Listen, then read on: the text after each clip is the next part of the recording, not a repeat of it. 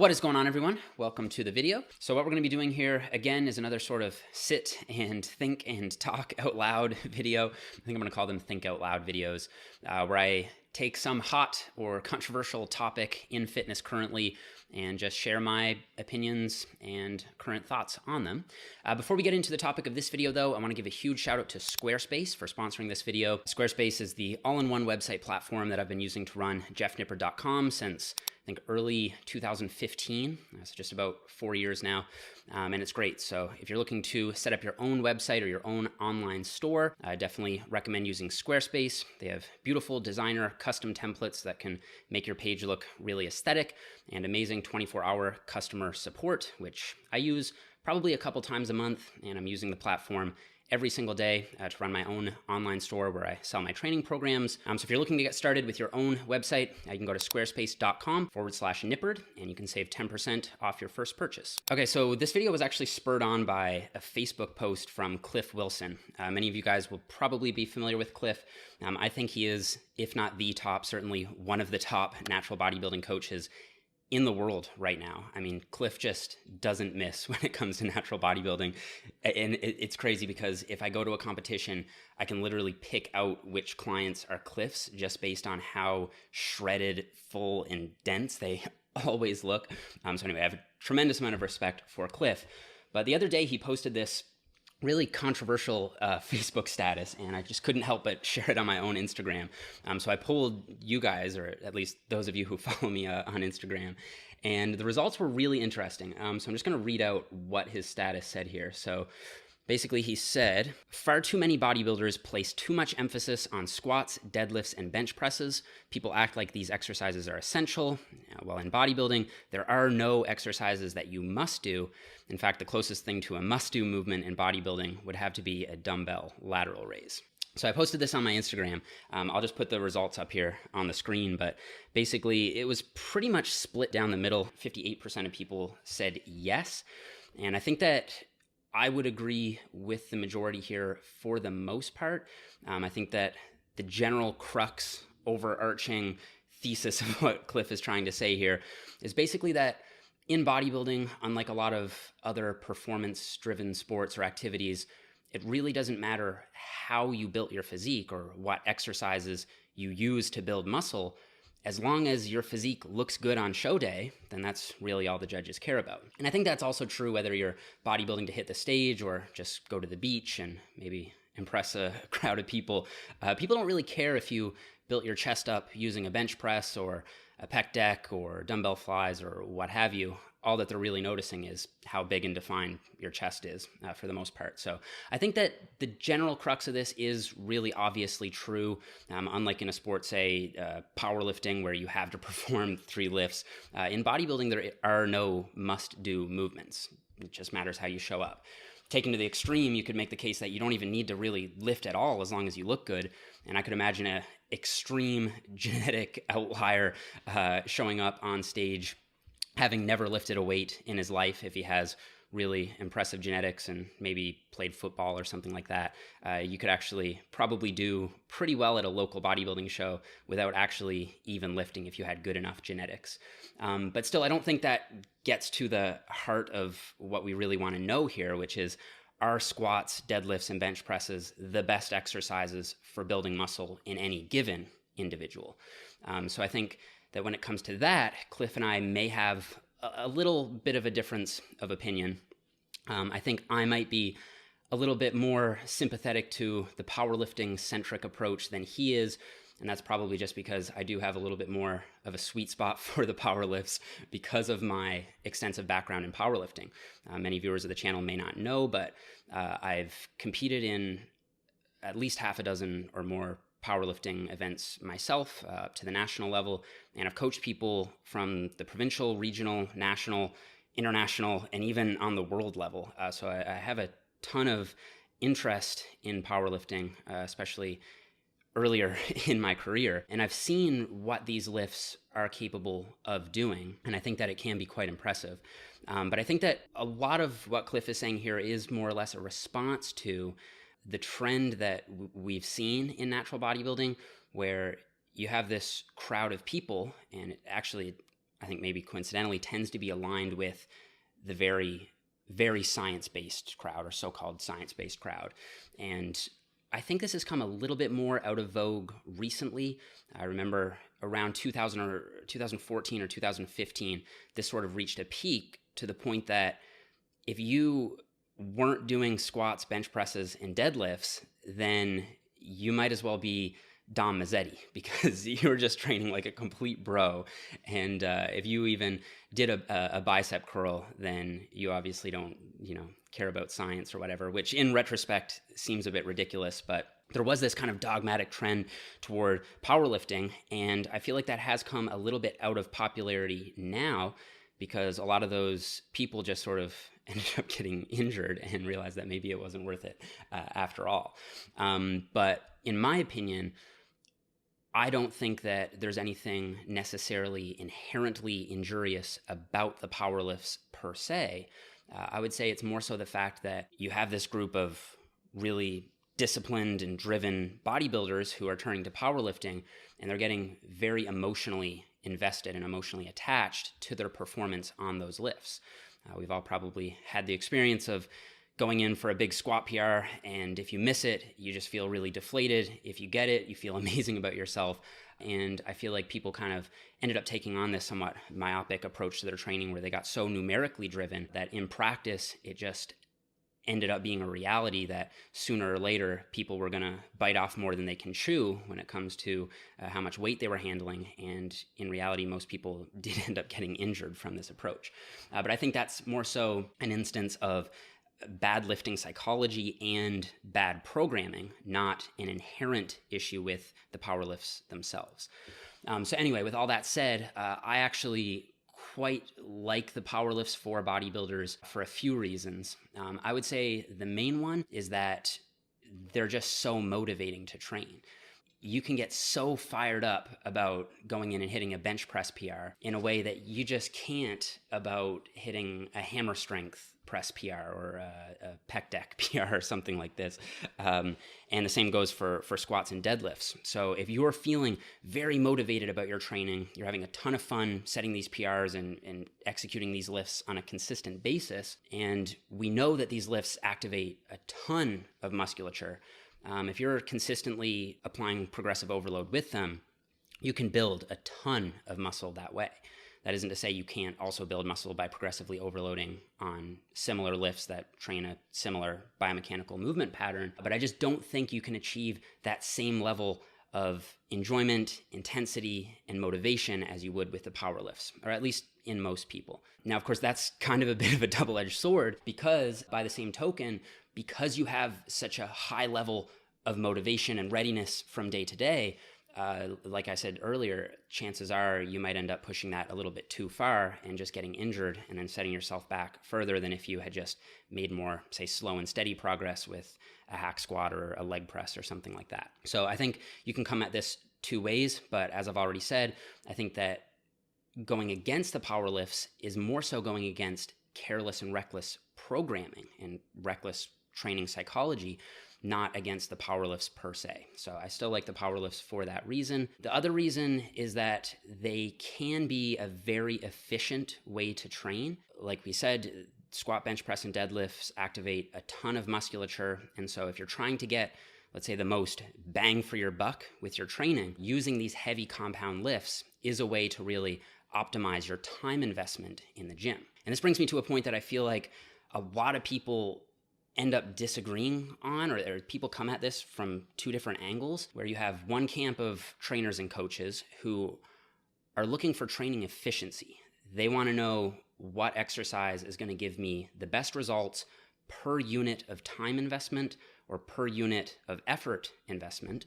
And then on the other hand, you have people like Cliff who are saying, well, I don't really care so much about the time investment and the efficiency. I want to know what program is going to work the best for me. I don't really care how much effort or time it takes. And I think that both of these approaches can have their merit. Many people don't want to be the best bodybuilders in the world, which happen to be the people that Cliff is often coaching.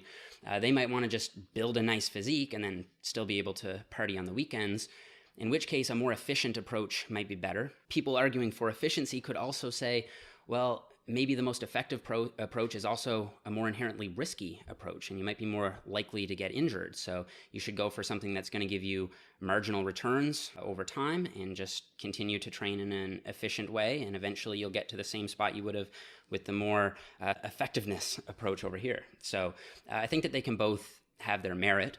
I personally, being someone who wants to chase the best results, actually align myself more with what I would imagine is Cliff's philosophy on this, where I don't really think about my programming in terms of how many exercises can I strip away to maximize on my time investment.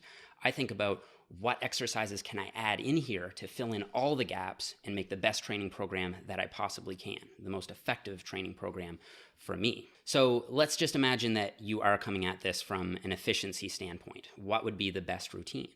Well, I would say a very powerlifting-centric routine with a focus on heavy compound lifts. So I would imagine the most efficient routine would be something like this. You'd pick 6 exercises. So for me, you'd have the squat, the deadlift.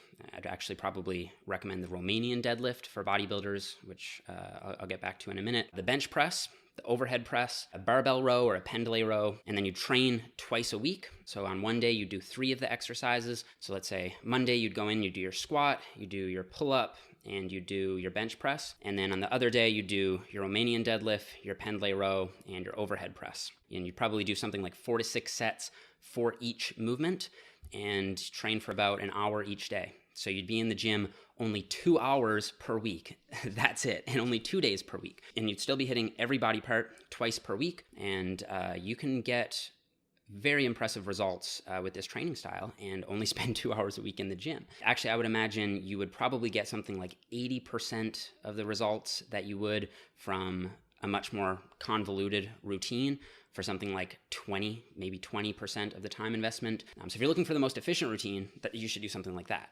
If you're looking for the most effective routine, then I feel like there are a lot of holes in that program that would need to be filled in to make the best program possible. And that's what I think I'll unpack as I go through this in a little more detail. Okay, so I'm gonna go through this status here one line at a time and just kind of share my quick thoughts on it. So the first line here, we've got far too many bodybuilders place too much emphasis on squats, deadlifts, and bench presses. Now, I should say from the outset, I've already said this, but if Cliff and I were on a call here together, we would probably share at least 90% common ground on a lot of this stuff. And if not, I would at least respect our disagreements, our areas of disagreement. But anyway, I feel like this first statement here, I actually pretty strongly disagree with. On a 1 to 5 scale, with 5 being strongly agree and 1 being strongly disagree, I'm probably a hard 2 on this one, because I feel like some bodybuilders probably place too much emphasis on squats, deadlifts, and bench presses, especially if they're getting injured and not getting the best results. But in my experience, actually a lot of bodybuilders aren't putting emphasis on these lifts. Like I said, I think it was really popular around 2014, 2015 in natural bodybuilding. There was definitely a bandwagon effect going on there back then, but I feel like it's come quite a bit out of popularity in natural bodybuilding. Now you see guys using a lot more exercise variation. But in bodybuilding generally, I feel like if you look at the NPC or the IFBB, it's actually pretty rare to see people taking a powerlifting purist approach to their training.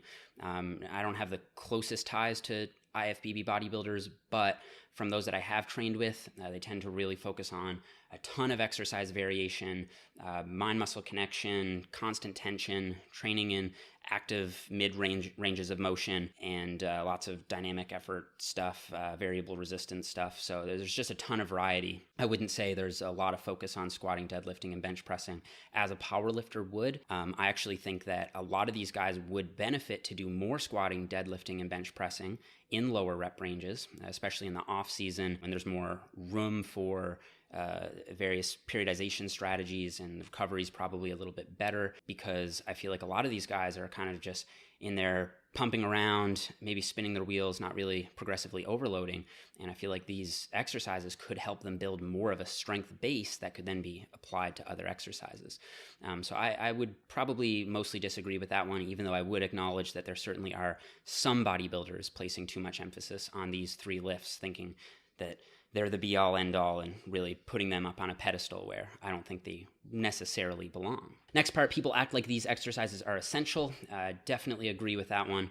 Probably a 4 out of 5 agree on that, because there definitely are some people who act like these exercises are required, and without them you just can't maximize your potential. That's just simply not true. There are so many different exercises that you can do that if you're injured, or if these exercises just don't jive with you, you don't feel them, they're awkward, they are uncomfortable, so on and so forth, then there's no reason to think that you have to do them to build muscle.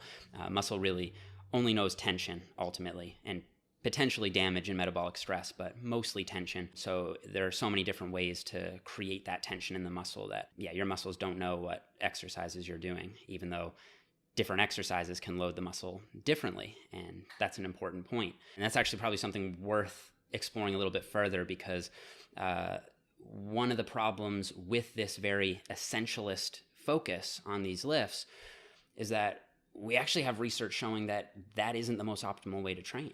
There was a study published, I'm going to pull this up here. Study published in 2014, Fonseca and colleagues, Jacob Wilson was on this paper too. This is actually a really cool study. It's a little bit confusing if you just look at the abstract here. But in essence, what they found, I'm going to pull up the full text here. So basically what they did, they had one group perform only squats on their training program, that was it. And the other group did squats, leg press, deadlifts, and lunges. So they had what they called a varied exercise training program. And what they found, I'll just read it off here from the full text. They said the groups that varied exercises throughout the training program had more hypertrophy among all the quadriceps muscle heads. On the other hand, the group that varied neither the intensity nor the exercises, so they just did squats, had no significant hypertrophy in the vastus medialis, so the teardrop muscle, and rectus femoris muscles. So what this paper showed us basically was that if you vary your exercises and do more than just squat, chances are you'll get more even hypertrophy across all heads of the quads. And I don't think it would be a stretch to extend that onto other muscle groups. So if you, say, load the back from different angles, different planes of motion, different loading modalities, that's going to be more effective than, say, just doing a row or just doing a row and a pull-up. Again, I don't really have any data to support that, but I think it makes intuitive sense based on this.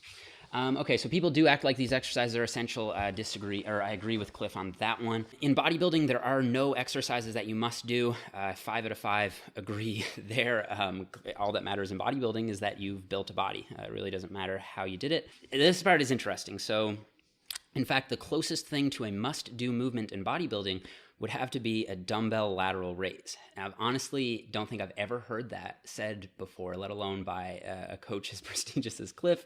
It's a little bit funny because it goes against so much of what you hear, but I think I totally see what he's saying.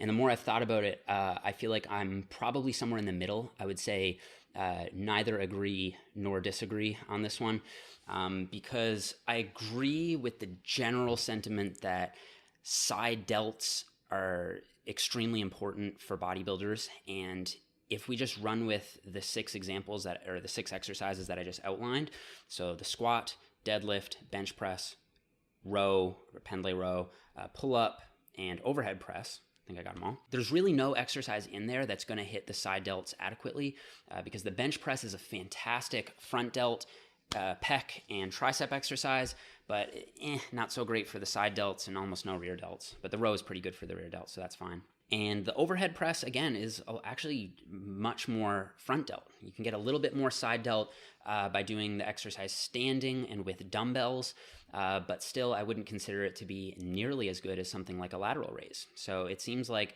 if there's really any holes in this essentialist program, it probably is with respect to a side delt exercise. Now, you could make the case that, well, what about the calves? They're not really being trained here at all. They get a little bit of stabilization work on the squat and deadlift, but not really enough to maximize their growth for sure. So you could say a squat or a calf raise would be the closest thing to a must-do movement. But I see that also calves don't usually win bodybuilding shows, whereas a good set of capped side delts really is critical to success in bodybuilding, since it's just paramount to creating that X-frame appearance, which is everything to a bodybuilder. So I would say side delts are more important than calves. And then you could say, well, what about the traps? Because the row isn't really going to hit the upper traps well. It'll really nail the mid and lower traps, but the upper traps are probably being neglected. They might get a bit of isometric work from the deadlift, and that is true. They probably would grow from that. But still, nothing is really going to hit them probably quite as much as a exercise that actually trains scapular elevation. So you could say something like a shrug would be a must-do movement. But then again, similar to the calves, I would say no one really wins bodybuilding shows based on their upper traps. So I would say that, yeah, the side delt exercise would still trump the traps in that case. However, where I disagree a little bit is on the choice of the dumbbell lateral raise, because if I was to pick just one exercise, which is a bit of a silly exercise anyway, because I don't think any of us are really trying to take this overly minimalist approach where you're just trying to take like the 8 best exercises and only do those and get rid of everything else. But still, if we were to entertain that as an idea, I would probably go with the upright row, because with the upright row, you're getting both shoulder abduction, so bringing the arms out to the side, and scapular elevation. So you really get to hit the side delts, and you're also going to hit the upper traps, which would be neglected in those core movements as well. So I would have to put the upright row over the dumbbell lateral raise, and I'd probably even put the cable lateral raise over the dumbbell lateral raise, just because you get a little bit more of a consistent resistance curve with that one than with the dumbbell, where you have this circular resistance path where you only get really peak tension here up at the top. But in any case, that would be nitpicking a little bit. I guess in Cliff's defense, you could argue that, well, with the lateral raise, it's actually probably less damaging overall than an upright row would be, because with the upright row, you've got multiple joints involved. You're going to be using heavier weights, so it might actually be a little harder to recover from.